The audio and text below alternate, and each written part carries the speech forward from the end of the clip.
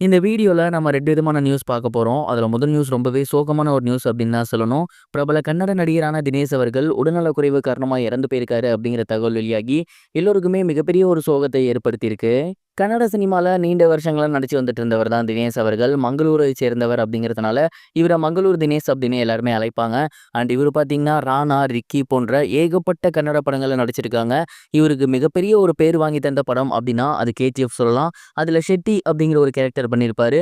அந்த கேரக்டர் பார்த்தீங்கன்னா யாஷ் இருக்கார் இல்லையா, அவருக்கு எதிரான ஒரு கேரக்டர். அந்த ஒரு கேரக்டரை அவரு ரொம்பவே சூப்பரா பண்ணியிருப்பாரு. இதன் மூலியமா அவருக்கு ஏகப்பட்ட ரசிகர்கள் உருவாகி இருந்தாங்க. அந்த படத்தை தொடர்ந்து ஏகப்பட்ட கன்னட படங்கள்ல நடிச்சு வந்துட்டு இருந்தாரு. இந்த ஒரு நிலையில தினேஷ் அவர்கள் உடல்நலக்குறைவு காரணமா ஹாஸ்பிட்டல்ல அட்மிட் ஆகியிருக்காரு. தொடர்ந்து சிகிச்சையும் இருந்து வந்துட்டு இருக்காரு. இந்த ஒரு நிலையில தான் அவருக்கு சமீபத்துல சிகிச்சை பலனின்றி அவர் இறந்து போயிருக்காரு அப்படிங்கிற தகவல் வெளியாகி எல்லோருக்கும் மிகப்பெரிய ஒரு சோகத்தை ஏற்படுத்தியிருக்கு. கிட்டத்தட்ட பல வருடங்களா கன்னட இண்டஸ்ட்ரியில இருந்து கொஞ்சம் கொஞ்சமா சைடு ஆக்டர்ஸா இருந்து இப்பதான் ஒரு மெயின் வில்லன் அப்படிங்கிற மாதிரியான ஒரு தகவலத்துக்கு வந்திருந்தாரு. இந்த மாதிரியான நிலையில அவர் இறந்து போயிருக்குது அப்படிங்கிறது உண்மையிலேயே எல்லோருக்கும் மிகப்பெரிய ஒரு சோகத்தை ஏற்படுத்தியிருக்கு.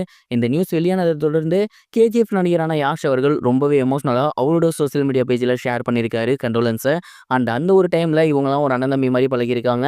ஆரம்பத்துல இருந்தே கஷ்டப்பட்டு வந்தவங்கள இவங்களும் ஒருத்தவங்க.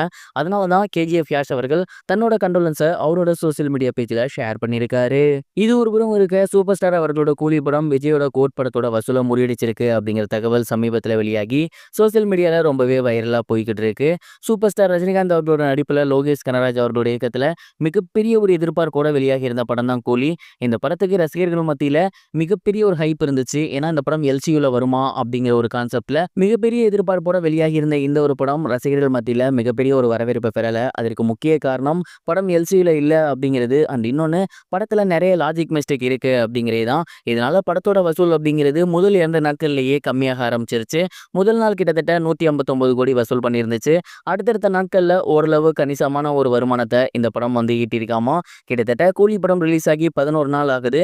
இந்த 11 நாள்ல இந்த படம் பார்த்தீங்கன்னா கிட்டத்தட்ட 479 கோடி வந்து வசூல் பண்ணியிருக்கு. அது மட்டும் இல்லாம இந்த வார இறுதிக்குள்ள இந்த படம் 500 கோடியை எட்டும் அப்படிங்கிற மாதிரி அந்த சைடு இருக்கக்கூடிய தரப்பு ப்ரொடியூசர்ஸ்லாம் வந்து ஷேர் பண்ணிட்டு இருக்காங்களாமா. அண்ட் சமீபத்தில் வெளியாகி இருக்க தகவல் என்ன அப்படின்னா இளைய தளபதி விஜய் அவர்கள் கடைசியா பண்ணியிருந்த படம் தான் கோட். அந்த ஒரு படத்துல பார்த்தீங்கன்னா ஒட்டுமொத்த வசூலாக 479 கோடி வந்திருந்துச்சு. இதன் மூலியமா கிட்டத்தட்ட கோட் படத்தோட வெற்றியை 11 நாள்ல கூலி படம் வந்து முறியடிச்சிருக்கு. தமிழ் சினிமாவோட முதல் 1000 கோடி படமா கூலி படம் இருக்கும் அப்படின்னு எல்லாராலையுமே எதிர்பார்க்கப்பட்டு இருந்துச்சு. ஆனா யாரும் எதிர்பார்க்காத விதமா 1000 கோடியில பாதி 500 கோடி கூட அந்த படம் அடிக்காது அப்படிங்கிறது உண்மையிலேயே மிகப்பெரிய ஒரு ஷாக்கிங்கா இருக்கு. அண்ட் இந்த ஒரு விஷயத்தை பத்தி நீங்க என்ன நினைக்கிறீங்க? அந்த படம் எதனால கோட்டை விடுச்சுன்னு நினைக்கிறீங்க? மறக்காம கமெண்ட் பாக்ஸ்ல ஷேர் பண்ணுங்க.